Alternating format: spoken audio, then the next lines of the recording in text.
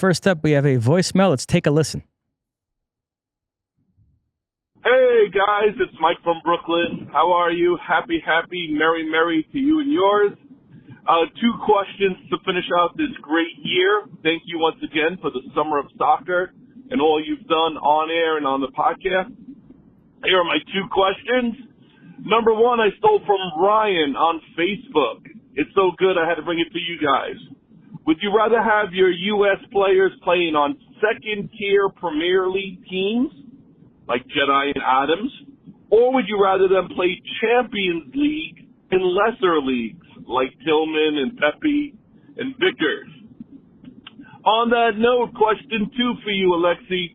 If you could wave the magic wand during the January transfer window, where would you send Pepi, Tillman, Turner, and Gio?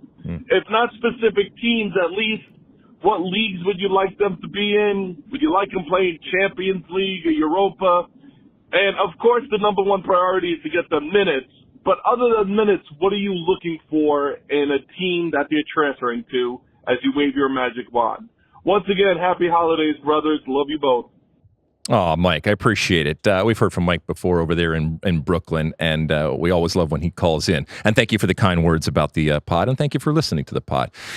Okay, so when it comes to U.S. men's national team players and where would you rather, and I think did he reference Facebook? Is that what's happening? Is Facebook still a thing? Do people still have that? Is that evidently? Okay, all right. Well, good for you, Mike, over there.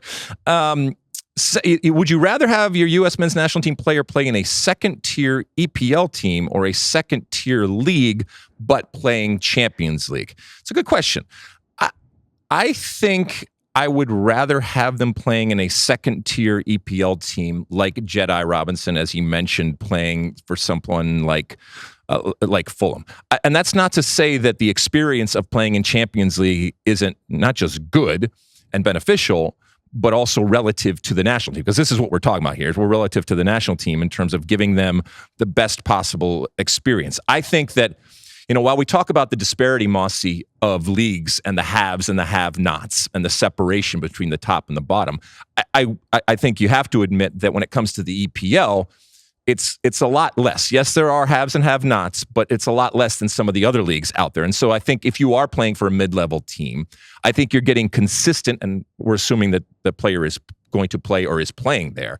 I think you're going to get a consistent level of competition that I think is good for you. It's such an interesting question. I was actually discussing this with John Strong and Stu Holden last week in our Fox dinner at Manhattan Beach. Yeah, you have these Americans that go to these lesser European leagues, whether it's the Scottish League or the Belgian League or even the Eredivisie, and you think, boy, is it really worth leaving MLS to go to those leagues? But if it's going to the top teams in those leagues, it does mean you're probably going to be playing in the Champions League every year, so there is some cachet to that. I think it depends on the position. If it's a striker, I would rather him play for one of the best teams in a lesser league, a team that's going to be on the front foot and creating chances in most of their games. However, midfielder, defender, you could maybe talk me into second-tier Premier League team being a better landing This spot. is my counter to you, though, because, again, this is through the lens of U.S. men's national team, all right? So while you could argue what's good for the player, I'm arguing what's good for the U.S. men's national team. We know that while the U.S. men's national team has progressed and evolved and grown, it is still not yet at the elite level. And so I think you can get a false sense of security, whether you're a forward or anybody else, playing on some of these teams. And again, that disparity that you were talking about, you're going to play if you are at a lesser league, let's just put that in quotes, a lesser league, all right? Even if you're playing at the top, where the 1 or 2 teams have all the money and all the players, that means that every week you're going to be playing against a much better team, all right? And again, you might get a false sense of security if you're a striker or a player in general. And then, let's be honest, if you're playing at a lesser league, the reality is that while you may play Champions League, it might be a very short stay in Champions League, and you might get your ass kicked, and really the experience of actually going and getting on the plane and going and playing those games, how much does it really changing you? So I think that's where I fall when it comes to that. As far as his next question, though, waving our magic wand, if you will, when it comes to Pepi, Tillman, Turner, Gio in this next January window, I think when it comes to someone like the situation with Pepi and the situation with Gio might be very, very different. I think we all want them to play. I think what Serie A has already proven to be relative to American players. I think that certainly they would look at those players as potential values, and I would love for any of them to find a good quality Serie A team to be playing with. But before I turn it back over to you, Mosse, I want to mention that, over the last couple of weeks when myself and Landon Donovan have dared to suggest that a player possibly look at MLS as an alternative, as something else when you're not playing, or it's not going well in the situation that you are. I even saw the folks over at CBS had a whole segment on Landon's comments, and I think our friend Clint Dempsey was part of that. And this is what it's designed to do. It's designed to get people to talk, and it's designed, I think, to be provocative. I just don't look at it as totally crazy or out of the realm of possibility. I also don't look at it necessarily as detrimental in the way that a lot of other people do. Although it did not work as well as Landon intended, because I did not see the Unfiltered podcast on any of those lists that we showed at the beginning of our pod. Well, today. They're new. Believe me, they can come pry it out of our cold hands. So a couple of things on this list. I don't think Pepi and Tillman will move in January. That feels like more of a summer thing. But we'll lump all these guys together and say, if at any point in the next couple of windows they move, where would you like to see them go?